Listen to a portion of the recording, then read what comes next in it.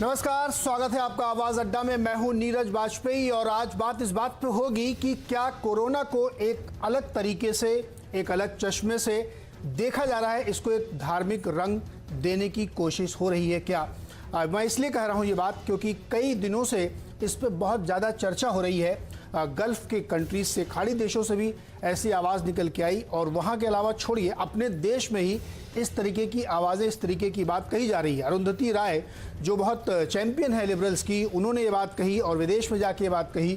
तो ये सवाल उठता है कि इसको ये कलर क्यों दिया जा रहा है और ये एक तरीके से एक बड़ी लड़ाई को कमज़ोर करने की कोशिश के तौर पे देख सकते हैं। एक बड़ी लड़ाई में आप अपने सहयोग की बजाय अपने अड़ंगे लगाने की कोशिश कर रहे हैं, इस तौर पे देखा जा सकता है। जहां पूरा देश, पूरी दुनिया एक ऐसी महामारी से जूझने की कोशिश कर रही है जिससे पूरी मानवता खतरे में पड़ रही है, वहां इस तरीके के बयान, इस तरीके की बातचीत और इस तरीके का एक धार्मिक रंग कलर देना कितना उचित है, इसी पे आज बातचीत करेंगे। और इस बातचीत में चर्चा के लिए हमारे साथ हैं भारतीय जनता पार्टी के प्रवक्ता नरेंद्र तनेजा जी, साथ ही कांग्रेस की तरफ से सुरेंद्र राजपूत जी हमारे तरफ शामिल होंगे। इसके साथ ही तबलीगी जमात जो बहुत चर्चाओं में है, उसके प्रवक्ता हैं मुजीबुर रहमान जो वकील हैं, इनसे बातचीत करेंगे। साथ ही वरिष्ठ पत्रकार और संपादक रह चुके हैं आलोक मेहता जी हमारे साथ हैं। दो और वरिष्ठ पत्रकार अभय दुबे जी और हर्षवर्धन त्रिपाठी जी भी हमारे साथ शामिल हैं। आप सबका बहुत बहुत स्वागत है इस चर्चा में।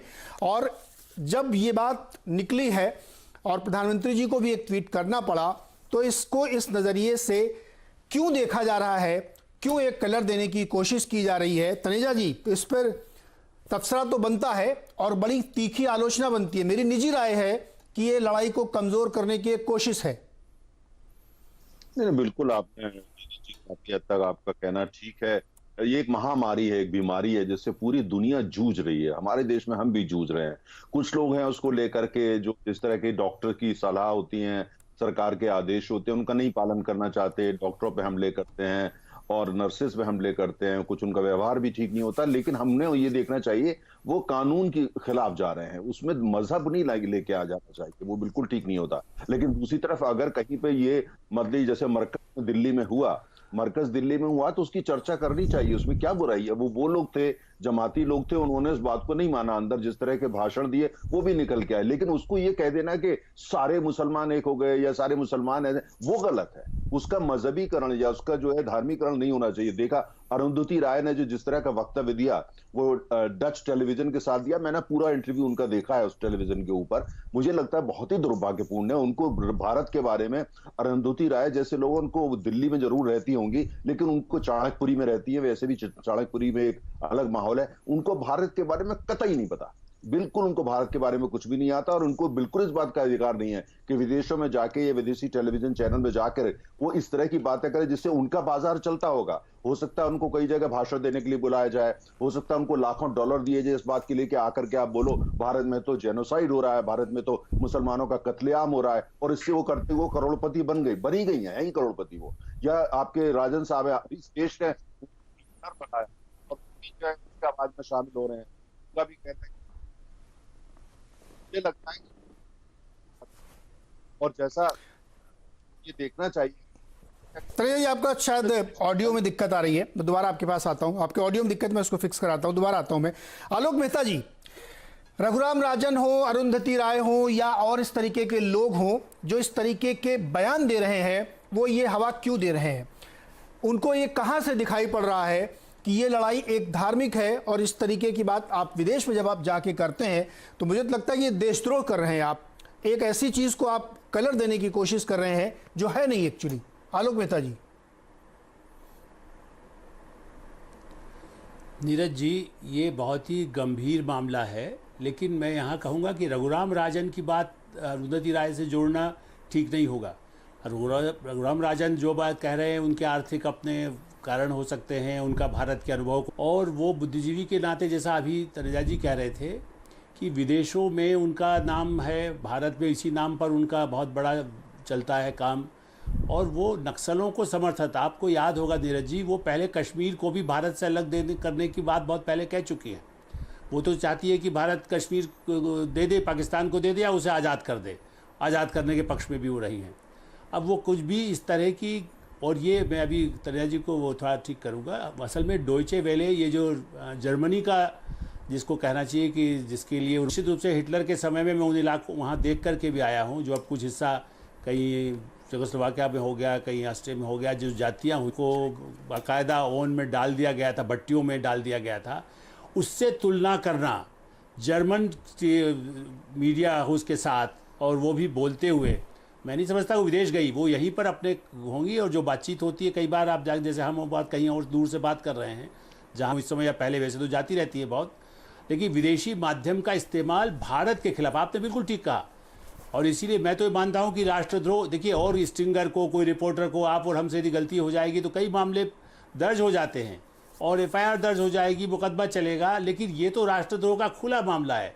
जब आप भारत में कह रहे हैं कि मुसलमानों का नरसंहार किया जा रहा है और ये बहाना है, ये आप बताइए, आप ब्रिटेन में तो मेयर, लंदन का मेयर मुस्लिम है और वहाँ हजारों की भीड़ ने भारतीय उच्चायोग के खिलाफ वहाँ प्रदर्शन भी किया था, पाकिस्तानी समर्थक। उन लोगों को तो नहीं कहा जा रहा, वहाँ जो यदि कोई घटना हो रही तो कोई कह रहा है कि वहाँ नरसंहार के लिए लंदन में सबसे ज़्यादा प्रभावित ब्रिटेन में भी है, अमेरिका और स्पेन, और उसके बाद ऐसी स्थिति में भारत को लेकर ये टिप्पणी बहुत ही शर्मनाक है।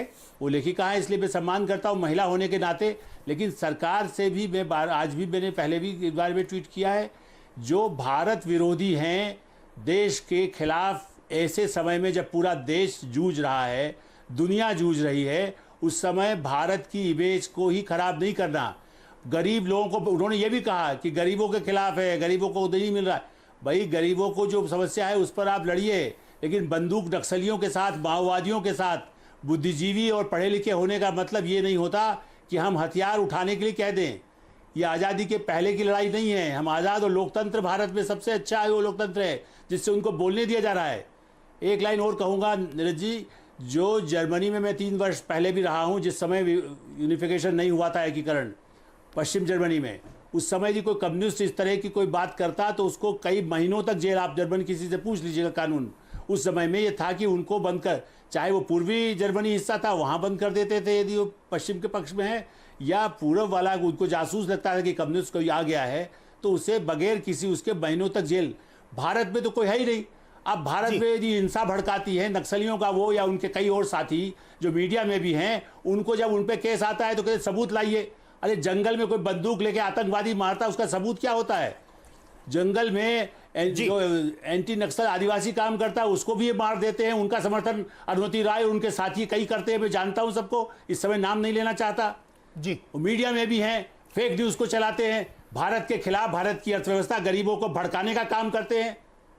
जी मुजीबुर रहमान जी, आपको लगता है कि मुसलमानों के साथ अन्याय हो रहा है देश में? आलोक मेहता जी को सुन रहा था, मैं उनकी 2 बातों का जवाब दूंगा। नहीं, मैंने जो पहले पूछा उसका जवाब दीजिए ना। उसी में मेरा जवाब भी है, उसी से मेरा जवाब भी कनेक्टेड हो जाएगा। उन्होंने एक छोटी सी ये बात कही कि डेमोक्रेसी है, जनतंत्र है, इसलिए बोल पा रहे हैं। मैं उनको बता दूं कि वो भी इसीलिए बोल पा रहे हैं क्योंकि जनतंत्र है। दूसरी चीज उन्होंने कहा कि अभी तो जर्मनी में ऐसे ऐसे होता था, वहां बोलने नहीं दिया जाता था, हिंदुस्तान में तो बोल पा रहे हैं। तो इन्होंने साफ जाहिर कर दिया कि इनकी सोच जर्मनी में जाके मिलती है और हिंदुस्तान को जर्मनी वाली तानाशाही, हिटलर वाली तानाशाही ये बनाना चाहते हैं। अब आ गई बात जो आपने मुझसे सवाल किया, वो इससे आगे ही बढ़ जाता है कि जो आदमी हिंदुस्तान के अंदर फांसीवाद लाना चाहता है, मैंने जर्मनी हिटलर के बाद की बात कही। इसमें जो है मुसलमान ही नहीं बल्कि मैंने जर्मनी की आजादी के बाद हिटलर के बाद की बात की है। वो भी खतरे, आप गलत कोट मत करिए। अरे आपने पूरा सुना नहीं। जर्मनी का मैं 1980 की बात कर रहा हूँ, मैं 1980 की बात कर रहा हूँ। आप गलत सुन रहे हैं। हिटलर के जमाने का नहीं तानाशाही, कम्युनिस्टों को रोका जाता था जब जर्मनी हिटलर को खिलाफ रहा है। बाद में हर वो व्यक्ति जो इनकी फांसीवाद के खिलाफ है वो सब खतरे में आ जाएगा। अलग बात है। कौन सा फांसीवाद है? मुजीबुर रहमान, फांसीवाद क्या होता है? फांसीवाद क्या होता है मुजीबुर रहमान जी? बात ही नहीं सुनते। नहीं, मैंने पूरी बात इनकी सुन ली। मैंने कहा कि इन्होंने कहा है कि जर्मनी में सजा हो जाती है, हिंदुस्तान में तो ये बोल पा रहे हैं कि आप जो पैटर्न।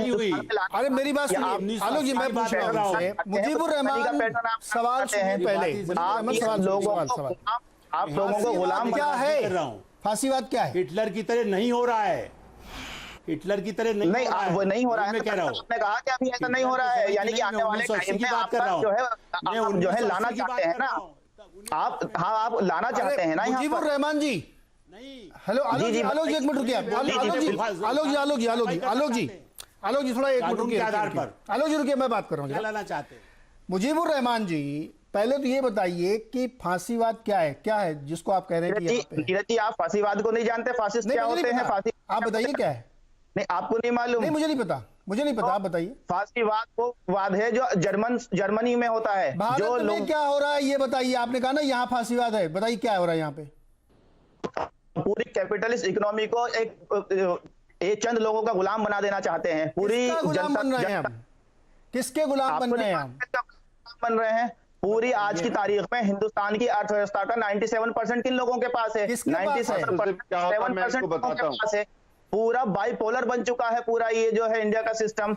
कैपिटलिस्ट इकोनॉमी बन गई है। आज गरीब जो है बेइंतहा गरीब हो गया है और चंद लोगों के पास पूरा हिंदुस्तान का सरमाया मौजूद है। मुजीबुर रहमान हेलो वाले हैं।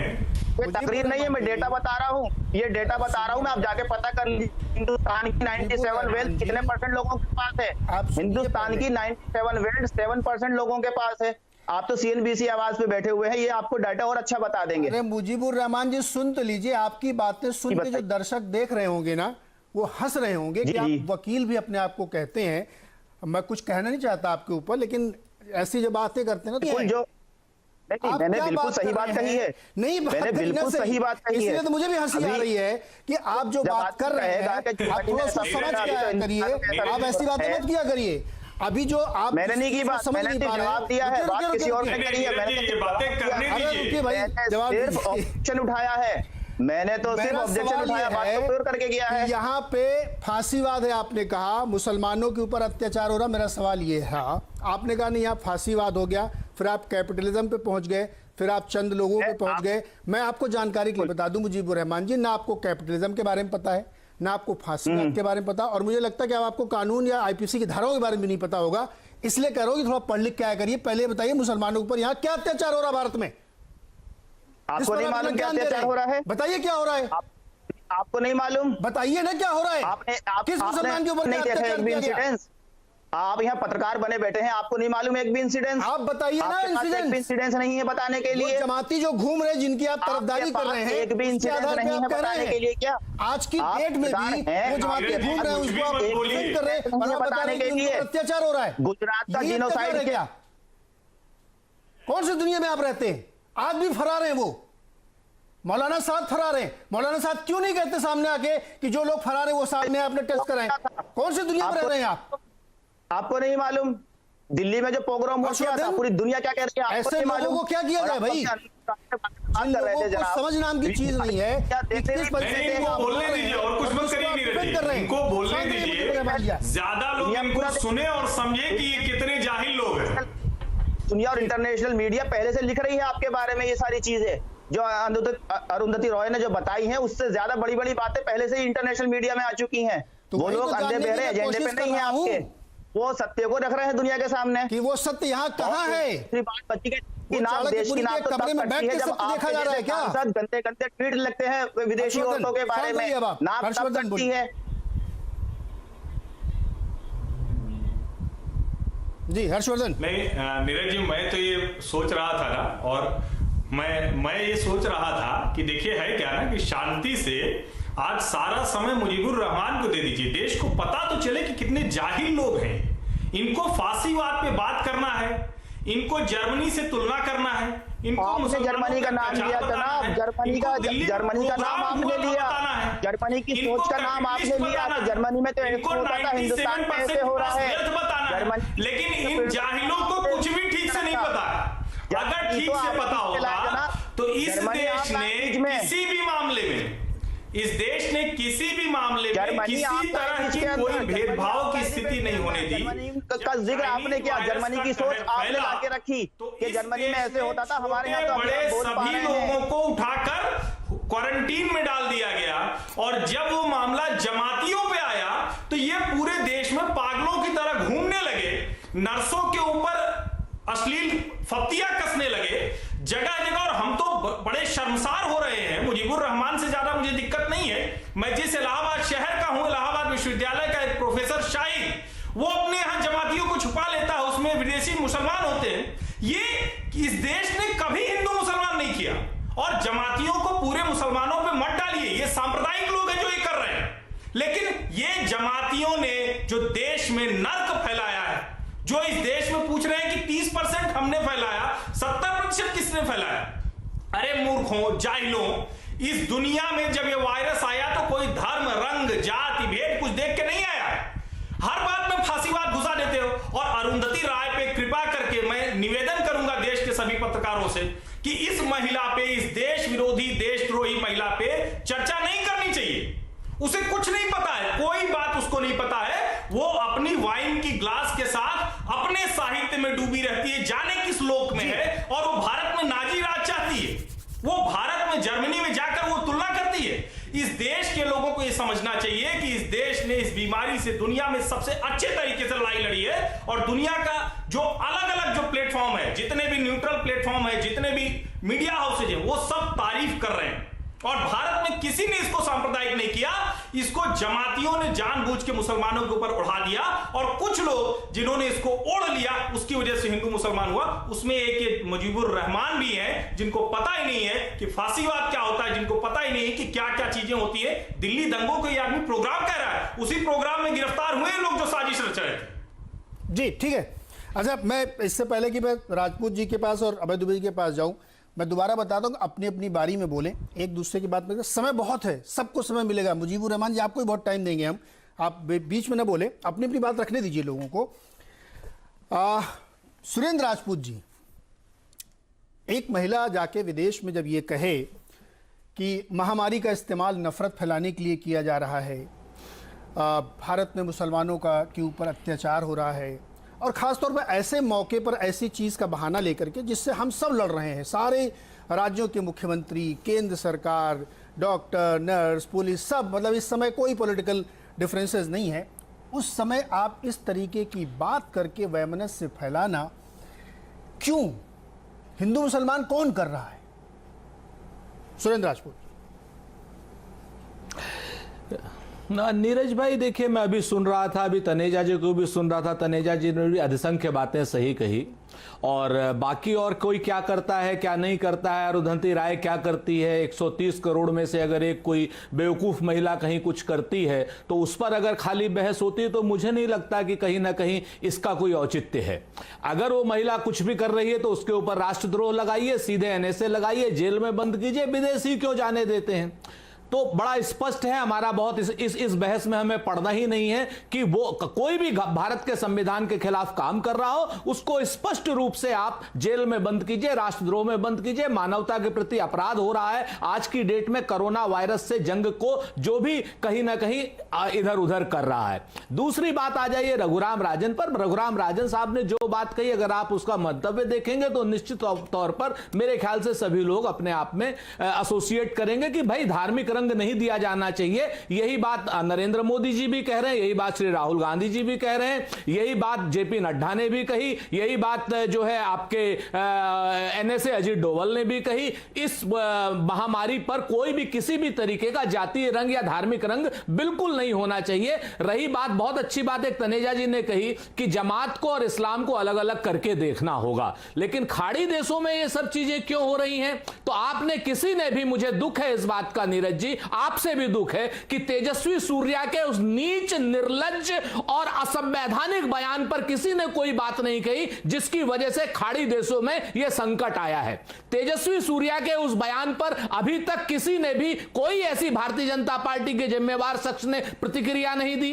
तो वो तेजस्वी सूर्या का बयान है, वो सुब्रमण्यम स्वामी जैसे लोगों के बयान है भड़काऊ, जिनकी वजह से अरब देशों से इस तरीके की बातें आ रही हैं। हमारे यहां का मुसलमान पूरी तरीके से सुरक्षित है, संविधान की सारी सुविधाएं उसे मिल रही हैं, और कहीं पर अगर कहीं कोई दिक्कत आती है तो हम भारतीय लोग आपस में अपनी परेशानियों को हल करने में आपस में सक्षम है। हमारे देश का संविधान बहुत मजबूत है। लेकिन इसके नाम पर अगर इस तरीके की बहसें होंगी तो निश्चित तौर पर यह बड़ी दुर्भाग्यपूर्ण है। अरुंधति राय जैसे लोगों पर बहस नहीं होनी चाहिए, उनके खिलाफ तो अगर कानून में जितनी धाराएं हैं उन पर आप कार्रवाई कीजिए।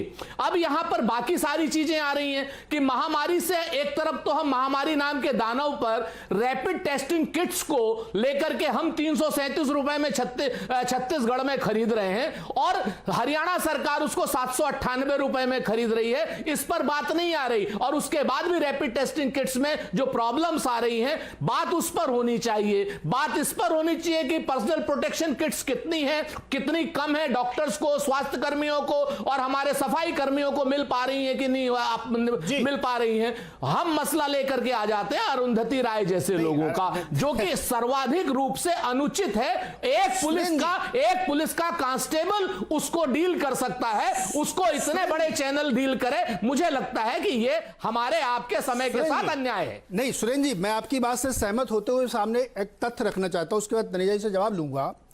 जिनको आप कह रहे हैं कि एक कांस्टेबल उनसे निपट सकता है कानून तहत, इसका जवाब भी तनेजा से लूंगा। लेकिन मेरा सवाल यह है कि जिसको आप इतने हल्के में टाले दे रहे हैं ना, वो नैरेटिव्स बनाते हैं इस देश में और वो डिफेंड करते हैं ऐसी चीज़ों का जो डिफेंड नहीं की जानी चाहिए।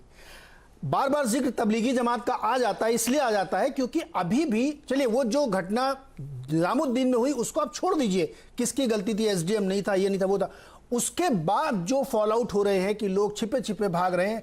अभी 2 दिन पहले रायबरेली में, मतलब 2 दिन क्या, अभी कल ही पकड़े गए 33 लोग, ठीक है, वो उसमें से 31 लोग निकले उसमें से। मेरा सवाल यह है कि इन चीजों को अगर आप डिफेंड करने के लिए कुछ लोग खड़े हो जाएंगे तो एक जो नैरेटिव बनता है ना, उसके खिलाफ शो होना चाहिए सर। और आपके संदर्भ के लिए बता दे रहा हूं मैं, अगर मैं गलत हूं तो अब सुनिए, नहीं, एक मिनट जवाब सुन लीजिए सर। सुरेंद्र जी, अगर मैं गलत हूं तो मुझे सही करिएगा कि यही अरुंधति राय जी आपकी एनएससी के एडवाइजरी मेंबर भी थी यूपीए के समय। अगर मैं गलत हूं सही कर दीजिए, जिनको आप मूर्ख महिला बता रहे हैं। हाँ, मैं दोनों अरुणा राय, देखिए, अगर माफ कीजिए अरुणा राय, माफ कीजिएगा, मैं इसलिए कह रहा हूं अरुणा राय थी। आई स्टैंड करेक्टेड, बिल्कुल नहीं थी, आई स्टैंड करेक्टेड। इसलिए मैंने कहा कि अगर मैं गलत हूं बताइएगा। जी बताएं। अरुंधति तो उसके खिलाफ भी थी, स्पष्ट रूप से एक बात कह देता हूं कि अरुंधति राय अच्छा काम करेंगी, उसको बैटिंग मिलेगी। अरुंधति राय गलत काम करेंगी तो निश्चित तौर पर उसको कानून के सामने रखा जाएगा। एनएससी के मेंबर वो कभी नहीं थे। अरुणा राय, आलोक जी, मैं आपका धन्यवाद अदा करता हूं। बिल्कुल सही हूं। दूसरी बात मैं आपको बहुत स्पष्ट कह दूं, कहीं 33 मिले, कहीं 53 मिले, कहीं 153 मिले। जो लोग भी संविधान के खिलाफ काम कर रहे हैं, राहुल गांधी जी ने उस दिन भी स्पष्ट रूप से कहा था कि इससे डरने की आवश्यकता नहीं है, सामने आइए, टेस्टिंग कराइए, ट्रेसिंग कराइए और आप इस बीमारी से बिल्कुल निजात पा जाएंगे। जवाब दीजिए। टेस्टिंग और ट्रेसिंग के लिए अगर कोई आदमी सामने नहीं आता है तो निश्चित तौर पर उसके खिलाफ कठोर दंडात्मक कार्रवाई भी होगी। इस देश का संविधान इतना लेकिन जब वो कार्रवाई का समय आता है, लेकिन यहां पर जो सबसे बड़ी बात आ रही है, सबसे बड़ी बात आ रही है, नहीं, बीच में मत बोलिए। जो भी हमला करेगा उसको कानून पूरी तरीके से कठोरता से नेस्त नाबूद कर देगा। जी, ये मैं बहुत जिम्मेवारी से कह रहा हूं, चाहे इंदौर की घटना हो, चाहे मुरादाबाद की घटना हो, चाहे कहीं की घटना हो, कानून बहुत मजबूती से नाबूद करेगा। दूसरी बात अब आ जाइए तेजस्वी सूर्या जवाब लूंगा नहीं, आपने बोल दिया, निर्लज्ज पर आपने बोल दिया, उसका जवाब देंगे तनेजा जी देंगे। तनेजा जी बताइए, दोनों जवाब दीजिए। जनता पार्टी के देखिए, हाँ जवाब दीजिए, जवाब तनेजा जवाब। अरब से हमारे खिलाफ आवाजें आ रही हैं, वो सिर्फ तेजस्वी थोड़ा काम हो जाए। अरे राजपूत जी थोड़ा शांत हो जाइए, हाँ बोलिए तनेजा जी, बोलिए।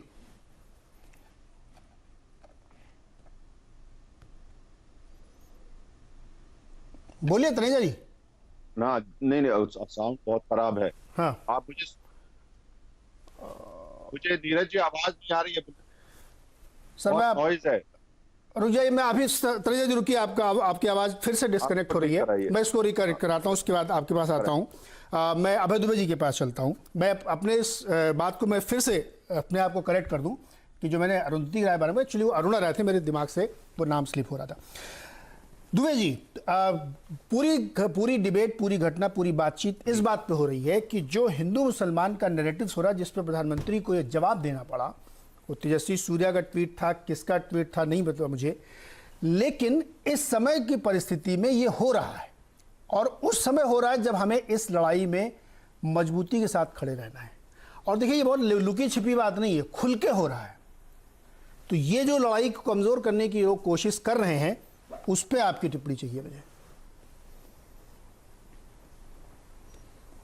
नीरज जी, मेरा परिप्रेक्ष्य थोड़ा सा अलग तरह का है जी। काफी अच्छी बातें हमारे सब साथियों ने की हैं। मेरा परिप्रेक्ष्य थोड़ा सा अलग तरह का है, और वो ये है कि मैं ये मानता हूं कि आजादी के बाद ही नहीं, आजादी के बहुत पहले से ये जो लॉकडाउन है, जो महामारी के कारण करना पड़ा है, ये एक बहुत बड़ी असाधारण घटना है, और ये असाधारण रूप से कामयाब भी है। इसमें देश की जनता और उसके सभी हिस्सों ने, तमाम राजनेताओं ने, राजनीतिक दलों ने, सांस्कृतिक संगठनों ने, सबने इसके अंदर एकाग्रचित्त होकर भागीदारी की है, और लॉकडाउन असाधारण रूप से कामयाब है। इस लिहाज से विश्व के इतने बड़े देश में इतना बड़ा लॉकडाउन बहुत कामयाब है। अब ये मानना कि इस लॉकडाउन के खिलाफ आलोचना की कोई आवाज नहीं उठेगी, ये मानना भी उचित नहीं है। ये असलियत से मुंह चुराना होगा। इतने बड़े देश में जहां लोकतंत्र है, उसमें लॉकडाउन की कुछ ना कुछ आलोचनाएं सामने आएंगी।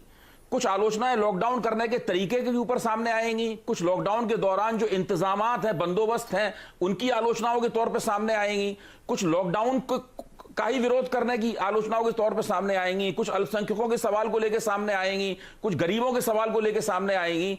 ये कुछ ना कुछ आलोचनाएं लगातार आती रहेंगी।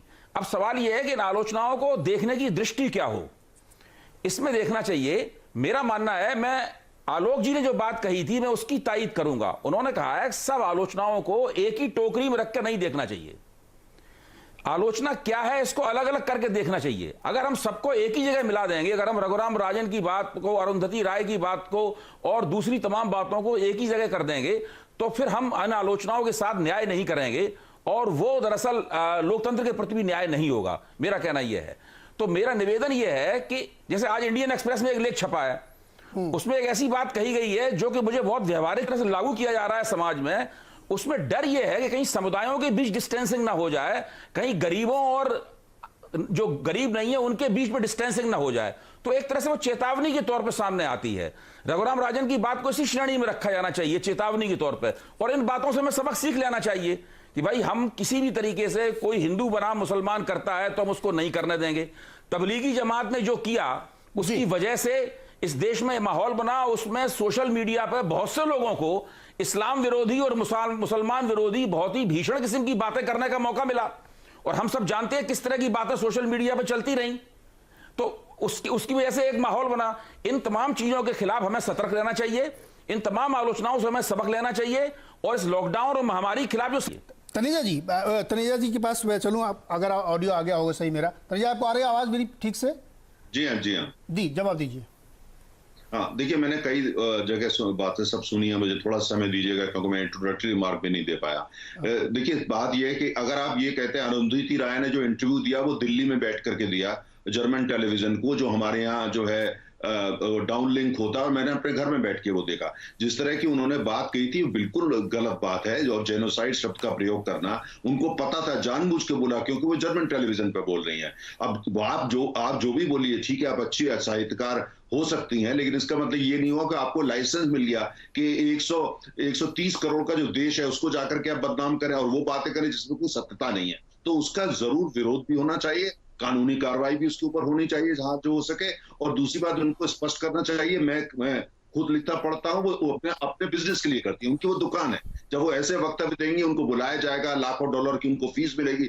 आप अपने करोड़ों रुपए कमाने के लिए 130 करोड़ के देश को क्यों बदनाम करें? ये बिल्कुल गलत बात है।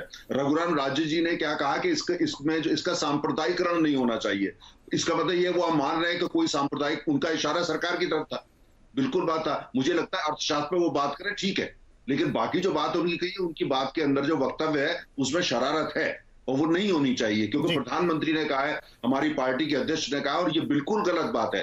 देखिए, हम एक महामारी से लड़ रहे हैं, और इतनी जबरदस्त ये भयंकर महामारी है कि बड़े से बड़े देश, अमेरिका जैसे देश भी घुटनों पे है, किसी को समझ में नहीं आ रहा। ऐसे मौके पे मुजीबर रहमान जैसे लोग पैनल पे आकर के उन शब्दों के बारे में बोल रहे हैं, उन थ्योरीज की बात कर रहे हैं, इतिहास की वो चर्चा कर रहे हैं जिसके बारे में उनको ज्ञान ही नहीं है। मुझे शर्म आती है कि ऐसे व्यक्ति के साथ मैं एक पैनल शेयर कर रहा हूं। मुझे अपने से शर्म आ रही है कि ऐसे व्यक्ति के साथ जिसके अंदर नफरत के अलावा कुछ भी नहीं है। इसलिए हमको ध्यान रखना चाहिए। राजपूत साहब ने कुछ बातें, काफी अच्छी बातें की। मेरा सिर्फ मुझसे आग्रह रहेगा, आप किसी भी सदस्य के बारे में बात करते हैं तो एक सेकंड नीरज जी, मुझे थोड़ा सा दीजिए, जो बात करते हैं, तो आपने जो शब्दों का गुस्से में आके प्रयोग करा तो आपको नहीं करना चाहिए।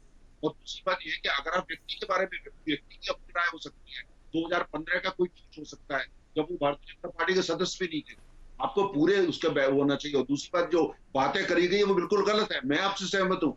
हमारे अरब कंट्रीज हमारे लिए बहुत अहम है, हमारे 80 लाख लोग वहां काम करते हैं, $50 बिलियन वो बेचते हैं, वो हमारे उनसे बड़े आर्थिक संबंध है, सिविलाइजेशन रिलेशनशिप है, हम तमाम शब्द रोजाना की जिंदगी में बोलते हैं जो कि वहां। आपको जवाब देना चाहता हूं तनेजा जी, अपनी बात खत्म कर, आपने बड़ा लंबा वक्तव्य दिया था। होने के नाते, सरकार के प्रवक्ता होने के नाते, मुजीबुर रहमान जी, एक मिनट, वो अपनी बात खत्म कर लें, अपनी बात खत्म कर लें, उसके बाद आप दीजिए कर लूं। मैं बीच में किसी के नहीं बोलता, आप बोलना चाहते हैं आप भी बोलते रहिए, मुझे कोई आपत्ति नहीं है। आप पूरा करिए। अच्छा, धन्यवाद धन्यवाद। मेरा सिर्फ ये कहना है कि हम एक बहुत बड़ी जो है जंग लड़ रहा है पूरा देश। उस समय किसी अपनी आप स्वतंत्रता है संविधान के अंदर है, ये कोई भारतीय जनता पार्टी ने नहीं दिया, ये संविधान है डॉक्टर अम्बेडकर का दिया हुआ, उसमें सब कुछ मुझे भी और हर एक को अपनी बात जरूर बोलिए, आप जरूर बोलना चाहिए। लेकिन भारत का, चाहे वो हिंदू है, चाहे वो मुसलमान है, चाहे सिख है या पारसी है, चाहे भारत के लोग एक हैं, इस बात को हमको समझना पड़ेगा। और इस भारत के लोग हर वर्ग, जिसमें मुसलमान भी शामिल है, वो लड़ाई लड़ रहे हैं कोरोना वायरस के खिलाफ। ये चंद लोग आकर के अपनी दुकान चलाने के लिए जो कम्युनलाइज करते हैं, जी जवाब ले लेते हैं, जवाब ले लेते हैं। जी मुजीबुर रहमान जवाब दीजिए, संक्षेप में दीजिएगा, बहुत लंबा मत दीजिएगा। जी नहीं, मैं बहुत छोटा सा दूंगा तनेजा साहब को। सबसे पहले तो मुझे भी शर्म आ रही है कि इन्होंने बड़ी सफाई के साथ यहाँ बैठ के झूठ बोल रहे हैं। ये एक सरकार के जिम्मेदार आदमी है, एक तरीके से मैं इनका जो बोलेंगे सरकार का कहा हुआ यहाँ पे माना जाएगा। इन्होंने ये कहा है जेनोसाइड वर्ड का इस्तेमाल किया कि भाई इस तरीके के वर्ड, मैं आपको बता दूं, इंटरनेशनल मीडिया आप उठा के देख लीजिए, चाहे वो अखबार हो या वहां के टेलीविजन हो, जेनोसाइड वर्ड इस्तेमाल कर रहे हैं हिंदुस्तान के लिए। और वो क्यों कर रहे हैं मैं इनको बता देता हूं। इनके 50 नेता कहते हैं कि मुसलमानों के जो स्थान है कब्रिस्तान या पाकिस्तान ने कार्यवाही नहीं करी। ये खुद न्योता देते हैं कि आइए मुसलमानों का जिनोसाइड करिए, वरना उनके ऊपर सबसे पहले कार्यवाही होती। तेजस जैसे लोगों के ऊपर सबसे पहले। मैं बीच में बिल्कुल नहीं बोला, मैं बिल्कुल बीच में नहीं बोला, आप बहुत लंबा बोलते रहे, मैं चुपचाप सुनता रहा। आप पेशेंस रखिए, आपके ऊपर उंगली उठते आप परेशान हो गए एकदम। आप सुनने का जज्बा रखिए थोड़ा सा। तो आपके नेता कहते हैं कि मुसलमानों को दो स्थान, हिंदुस्तान या पाकिस्तान। आपने उनके ऊपर क्या कार्यवाही करी? मुसलमानों के खिलाफ इस 6 साल में जितनी आग उगला गया, कौन सा आदमी जेल में गया, किसके ऊपर एनएसए आपने लगाया? आपने तो खुली छूट दे रखी है अपने लोगों को कि जाइए मुसलमानों का जिनोसाइड करिए। अगर आप वाकई इंटेंशन होते हैं, आपको वाकई इस चीज की चिंता होती, तो आप उन लोगों को जेल के अंदर डालते, ऐसा कहने वालों को। सारे जितने भी अपराधी होते हैं उनके दरवाजे अपराध करें हिंदुस्तान का, बीजेपी जाके ज्वाइन कर ले। नहीं सुनिए, नीरज जी 30 सेकंड से तनेजा जी, मैं गिन रहा हूँ, कई लोगों के पास मुझे जाना, 30 सेकंड ले लीजिए आप, 30 सेकंड से ज्यादा नहीं, इसके बाद में कई लोगों के पास जाना मुझे। जी कहते हैं छुपे हुए हैं। मुझे भाई रुकिए थोड़ा, रुकिए, सुनिए। हाँ नीरज जी, आप मुजीबुर रहमान से जरा ये पूछ लीजिए कि जेनोसाइड का मतलब क्या होता है। नहीं, वो उनको पता नहीं है, जेनोसाइड का अर्थ, वो तो 3 बार खुद ही बोल चुके हैं सर, वो 3 बार खुद बोल चुके हैं। जेनोसाइड का अर्थ नहीं पता, ये जेनोसाइड का अर्थ नहीं पता। दूसरी बात, इंटरनेशनल मीडिया इन्होंने नहीं सर, डिबेट को हम दूसरी तरफ ले जा रहे हैं। जो मैं कह रहा हूँ, तनेजा जी रुकिए एक मिनट, अभी आलोक जी के पास और कई लोगों के पास मुझे जाना है, याद कर रहे हैं मुझे सुरेंद्र जी भी। डिबेट से भटके नहीं, अब इतिहास खोल के उधर चले जाएंगे तो फिर दिक्कत हो जाएगी। कई सारे महत्वपूर्ण पॉइंट उठाए गए यहाँ पे, अभय दुबे जी ने भी रखे हो, आलोक जी के पास में आता हूँ, पहले एक करके आता हूँ, फटाफट छोटे छोटे जवाब दीजिएगा।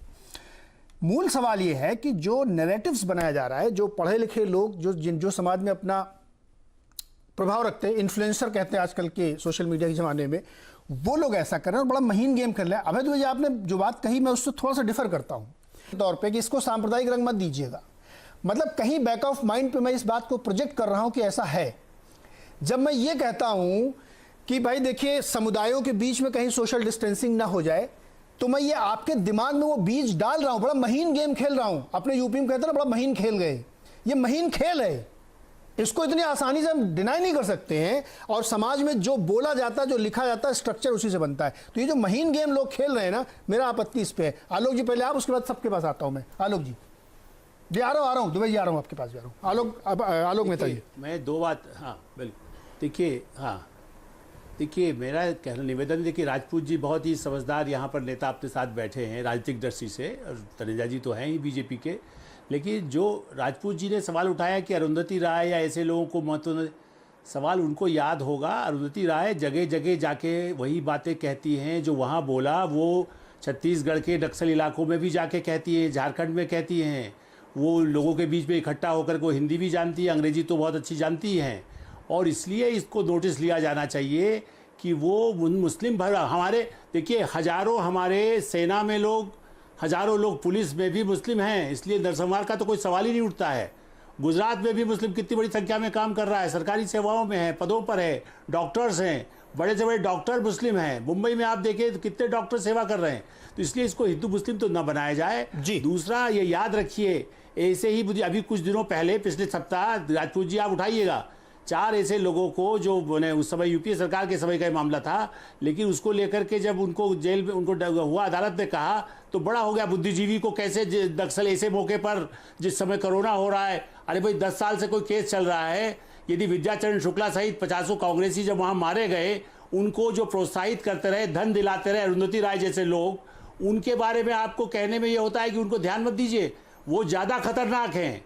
बंदूक से और कोरोना से बड़ा जहर अरुंधति राय जैसे लोग भड़काते हैं, इस पर ध्यान देने की जरूरत है। इसको हिंदू मुसलमान न करिए। और दूसरा ये एक मिनट, मुजफ्फर रहमान साहब जो हैं वो उनको ये मालूम नहीं है, मैंने जो कहा वो जर्मनी में हिटलर के बाद के काल की बात कर रहा हूँ। हिटलर के समय तो जो हुआ उसको तो देख करके आप कल्पना ही नहीं कर सकते हैं, वैसा कभी हो ही नहीं सकता भारत में, न कभी हुआ।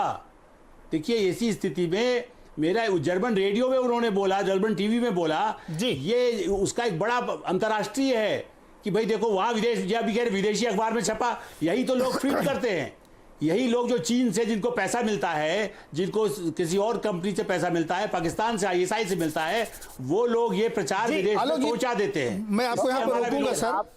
आलोक जी आप चाहते हैं क्या कि जर्मनी जैसा? अरे मुझे भाई रुकिए, मुझे एक मिनट रुकिए, सारे लोग रुक जाइए एक मिनट। मुझे एक बहुत छोटा सा एक ब्रेक लेना है, बहुत जरूरी है ब्रेक लेना, हमारे लिए बहुत जरूरी है। तो एक छोटा सा ब्रेक लेके आते हैं, उसके बाद सबके पास आएंगे, अभी समय है बहुत पर। मुझीब आपके पास भी आएंगे और राजपूत जी आपके पास भी आ रहे हैं। बहुत छोटा सा ब्रेक लेते हैं, लौट के आएंगे। एक महत्वपूर्ण सवाल मैं ये भी पूछूंगा कि इतिहास में कैसे पन्नों में घोटाला किया जाता है, दुबे जी ये सवाल मैं आपसे पूछूंगा छोटे से ब्रेक के बाद।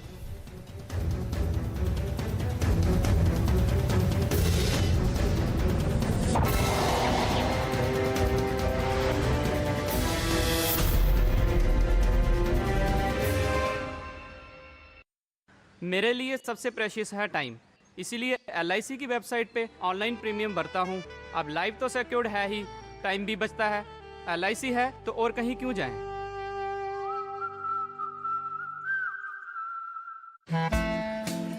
Thank you. Hey, careful. What? It kills bacteria. Very fun. I know. Asian Paints Royale Health Shield. The paint that cares for you. Honey, I brought the market home. Stock, commodity, mutual fund, all on tap to track or trade in the small little app. I buy, sell, and trade with one click, faster than you can even blink. Rays of live news, views, prices on my phone. Days of paper, PC, and TV are bygone. Honey, can you bring the supermarket home too? Download the IIFL Markets app now. Investments in securities market are subject to market risk. Please read all the documents carefully before investing. जब दिलों को जीतने की कला आ गई, तब समझना कामयाब हो तुम। पान बहार, पहचान कामयाबी की। पहली चाल, शानदार रणनीति, बदलेगी आपकी किस्मत। मार्केट की हर बाजी होगी आपकी, जब तैयारी होगी पूरी। देखिए पहला सौदा सिर्फ CNBC आवाज पर। के प्रायोजक है फॉर्चून चक्की फ्रेश आटा, सॉफ्ट रोटी का वादा। सिंडिकेट बैंक का केनरा बैंक में समामेलन, सुदृढ़ तकनीकी लाभ, परंपरागत मैत्रीपूर्ण सेवा, व्यापक नेटवर्क और आसान पहुंच, एक साथ सशक्त। Canara bank, together we can.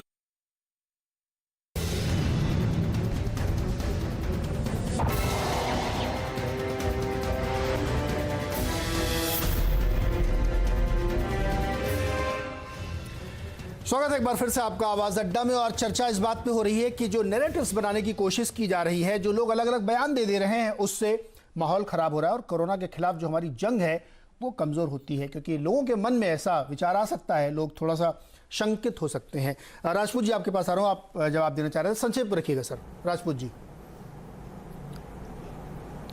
मैं तीन बातें, एक तो आपने बड़ी महत्वपूर्ण बात कही और मुझे आज सम्मानित मैं महसूस कर रहा हूं कि आदरणीय अभय दुबे जी और आलोक मेहता जी जैसे लोगों के साथ में मंच शेयर कर रहा हूं, और जो भारतीय जनता पार्टी के नरेंद्र तनेजा जी वो सच में पढ़े लिखे हैं। मैं दो बातें तीन बातें बड़ी स्पष्ट रूप से बड़ी छोटी छोटी उसमें मैं कह देता हूं। नंबर एक, जो आपने बात कही नीरज भाई की, बड़ी महीन तरीके से नैरेटिव सेट किया जा रहा है, तो 100% सहमत हूं। जो भाषा में और जो बात में या जिस अंदाज में किलो में तौलना है या लीटर में तौलना है, तो आप जिस बात को आप रघुराम राजन की तौल रहे हैं, उसी बात को आप श्री नरेंद्र मोदी जी की भी तौल लीजिए, जेपी नड्डा जी की भी तौल लीजिए, तो आपको बिल्कुल क्लियर हो जाएगा कि नैरेटिव जब सेट किए जाते हैं कि भाई ये इस पे मुसलमान की बात मत करो, अगर क्या नाम बीजेपी के राष्ट्रीय अध्यक्ष कहते हैं और देश के प्रधानमंत्री कहते हैं और उसी तरीके से रघुराम राजन जी कहते हैं, तो ये तो आपकी बात का है, आप अपने हिसाब से लगा लीजिएगा, इस पे ज्यादा मैं बहस नहीं करूंगा। दूसरी बात जो आपने आदरणीय आलोक मेहता जी ने अभी कही, वो बड़ी अच्छी बात कही कि अरुंधति राय जैसे लोग नैरेटिव सेट करते हैं, ये बात अपने आप में सच है। लेकिन मैं आपसे कह रहा हूं, आपदा के और महामारी के इस दौर में अगर कोई राष्ट्र विरोधी ताकत या राष्ट्र विरोधी बात कर रहा है, और चाहे हम कुछ भी हो जाए आदरणीय आलोक मेहता जी, कोई कुछ भी कहता रहे कि आप गिरफ्तार मत करो, तब सरकार का काम इन चीजों को सुन करके सही निर्णय लेना है। सरकार अगर अरुंधति राय के जर्मन टेलीविजन को देशद्रोह का मामला मानती है, तो अभी तक अरुंधति राय को तिहाड़ जेल में होना चाहिए। मैं पूरी जिम्मेवारी से कह रहा हूं, ये बातें टेलीविजन की जगह पर अगर कानून के डंडे से चलेंगी और कानून के संविधान के दायरे में चलेंगी, तो निश्चित रूप से एक के ऊपर कार्रवाई 100 लोगों की गिरफ्तारी को बचाएगी। यह भी सच है, और बाकी सब लोग भी चुप होंगे अगर कानून सम्मत बात होगी तो। तीसरी बात जो बात आ रही है बार बार यहां पर, अभी आदरणीय तनेजा जी ने कहा कि मैं उस तेजस्वी सूर्या के खिलाफ सम्मानजनक शब्दों का, मैं आदरणीय तनेजा जी आपको बड़ा मानता हूं, लेकिन जिस तरीके से तेजस्वी सूर्या ने जो नीच और बेशर्मी और निर्लज्जता का परिचय दिया है अरब महिलाओं को लेकर के, वो खाली अरब महिलाओं को लेकर के नहीं, पूरी दुनिया की महिलाओं को लेकर के दिया है, वहीं से स्पार्क हुआ है ये पूरे का पूरा कंट्रोवर्सी जो हुई है। इस पर भारतीय जनता पार्टी को अब तक एक्शन ले लेना चाहिए था, हम लोगों के कहने से पहले, और अब तक एक्शन नहीं लिया गया है। इसलिए सरकार की मंशा पर भी सवाल उठ रहे हैं और भारतीय जनता पार्टी की मंशा पर भी सवाल उठ रहे हैं। पूरे अरब जगत को हमने अपने खिलाफ करने का काम किया है, वहां के बुद्धिजीवियों को खिलाफ करने का काम किया है। ये एक दिन की परेशानी नहीं है, हमें ये बहुत लंबे समय की परेशानी है। मैं सरकार से अनुरोध कर रहा हूं कि इस परेशानी को दूर करने के लिए आदरणीय प्रधानमंत्री जी आगे बात तुरंत इसको खत्म कराएं और तेजस्वी सूर्या को उसकी जगह दिखाएं, गिरफ्तार करें उसे। जी तनेजा जी, आप इशारा करें 10 सेकंड में कोई कार्रवाई होगी क्या इस पे? सिर्फ इसी बोलिएगा, इधर उधर की बातें मत करिए जी। नहीं, इधर उधर की नहीं, हर चीज का संदर्भ होता है नीरज जी। हमारे संबंध अरब देशों के साथ वो बहुत गहरे हैं, किसी एक के वक्तव्य से वो हो जाएगा ऐसा कुछ भी नहीं है। लेकिन जहां तक अगर जो बातें करी गई हैं, जिसका जिक्र राजपूत जी कर रहे हैं, हम चाहे वो अरब की महिलाओं के बारे में हो, चाहे भारत की हो या जापान की हो, किसी भी बिल्कुल ना विचार ऐसा होता है, ना इन चीजों का एंडोर्समेंट। तो रोक भी लगाइए ना सर, भारतीय जनता पार्टी में ये नहीं होता। तो रोक भी लगाइए ना फिर। नहीं, मेरी बात सुन लीजिए। उसके बारे में जो मुझे बताया गया है कि वो कोई 2015 का कोई ट्वीट है, उस समय वो भारतीय जनता पार्टी में नहीं थे, वो 2015 का परसों का ट्वीट है सर। अच्छा, ये तारीख फतेह को ऐड करते हुए 15 ये 4 दिन पुराना ट्वीट, जिम्मेवारी से कह रहा हूं। राजपूत जी मेरा सिर्फ आपसे इतना आग्रह रहेगा कि आप जरा उसको दोबारा देख लीजिए, वो 2015 मैंने देखा है, मैं देखा है। अच्छा ठीक है सर सुनिए तनेजा जी, राजपूत जी, अब इसको आप रोके ना। अभी हमारा और वक्ता बाकी, मैंने दुबे जी से कहा था और हर्षवर्धन से कहा था कि दोबारा आऊंगा, उनके पास सवाल पूछूंगा, और मुजीब साहब तो बहुत सारे सवाल लेके बैठे हो, मेरे को ही जवाब देना चाहते हैं। लेकिन रुकिए थोड़ा सा, हर्षवर्धन और दुबे जी आप लोगों से मुखातिब हूं मैं, इसके बाद मुजीब साहब आपके पास भी आ रहा हूं। मैं जब ये कह रहा था कि बड़ा महीन गेम खेला जा रहा है, सर दुबे जी आप तो समझ रहे हैं, बहुत हल्के से अगर कोई बात आप कह देते हैं और उसको इतना हेज करके कहते हैं कि सामने सुनने वाले को ऐसा लगता है कि अरे तो बहुत ही साधारण सी एकदम बात निकली है, लेकिन दरअसल वो बहुत लोडेड होती है। और यही तो खेल है पढ़े लिखे लोगों का। अपनी कलम से, अपनी जबान से जो ये खेल होता है वो यही तो खेल है, और सोशल मीडिया के ज़माने में अब ये छिपता नहीं है। मैं ये कह रहा था। दुबे जी पहले आप। देखिए, पहले तो मैं ये साफ कर दूं कि 2015 में ट्विटर नाम का मंच होता ही नहीं था। ट्विटर नाम का मंच तो 2017 में सामने आया है। तो तेजस्वी सूर्या का ट्वीट मैंने नहीं पढ़ा है, लेकिन जाहिर है कि 2015 का तो नहीं हो सकता है, तो उसी की बात का। पहली बात।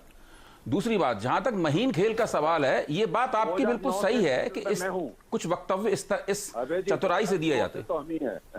अच्छा हो सकता है, ठीक है दुबे जी प्लीज। अच्छा हो सकता है, ये कोई ऐसी बात नहीं।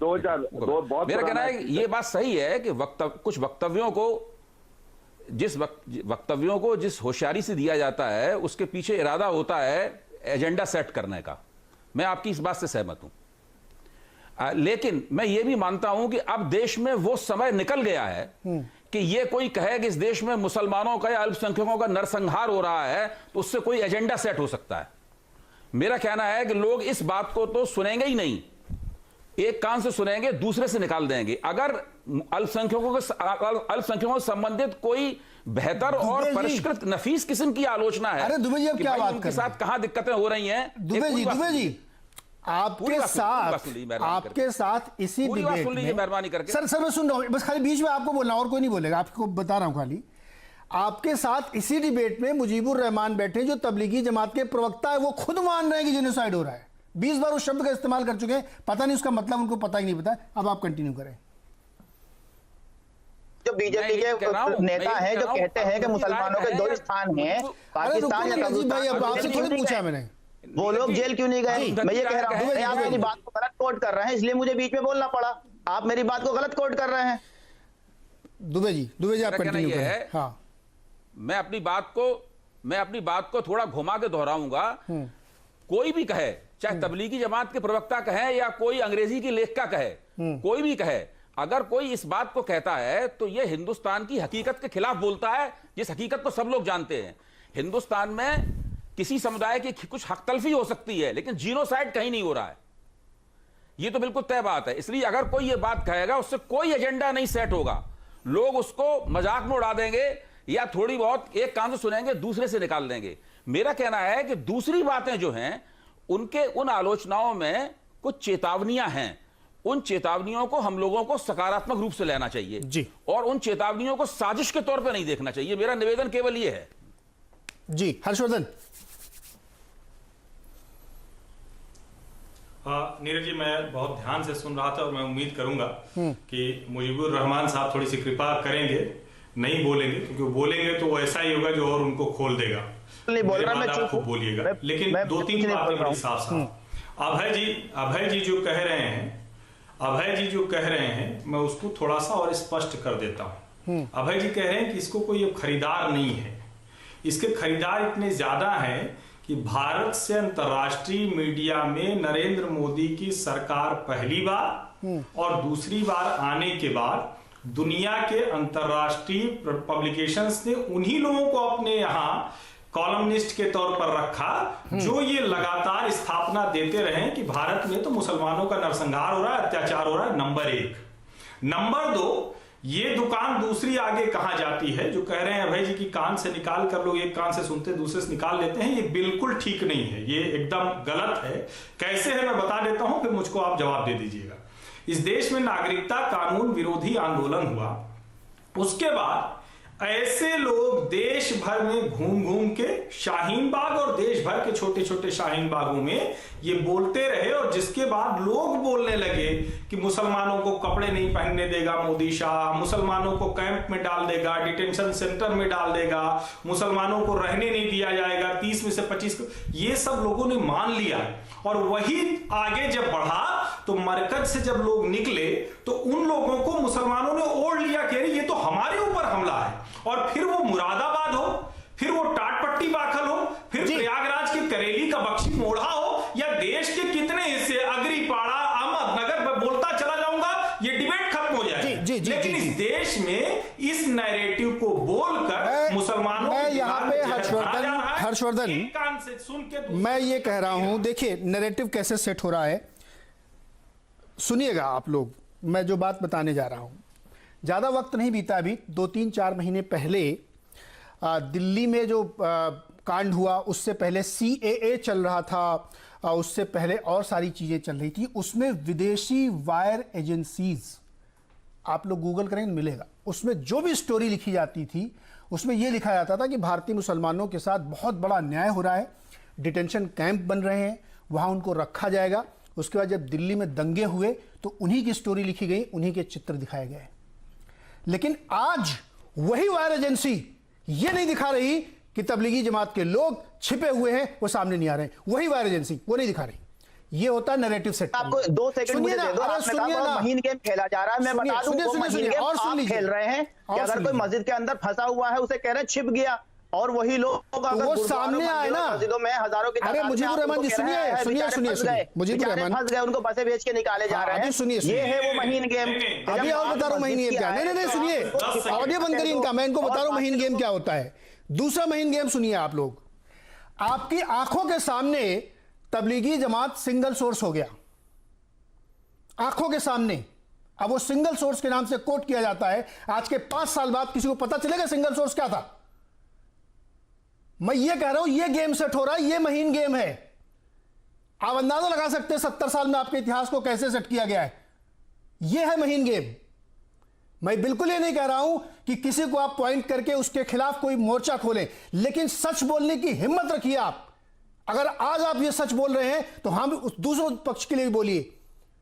सिंगल सोर्स के नाम से आप कोट करें, बहुत अच्छी बात है, किसी को ऐसे डिफेम नहीं करना चाहिए, लेकिन यही हमारे इतिहास के साथ हुआ होगा ना। आंखों के सामने आपके सिंगल सोर्स बना दिया गया है।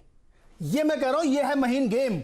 और वही विदेशी एजेंसीज, वही विदेशी अखबार नहीं लिख रहे हैं कि तबलीगी जमात के लोग छुपे हुए हैं। की बात आए तो उनको छुपा हुआ, उनको ऐसे दिखाओ मुजरिम की तरह। मुजरिम की तरह नहीं दिखा रहे, किसी और को लगे, अपील की जा रही है।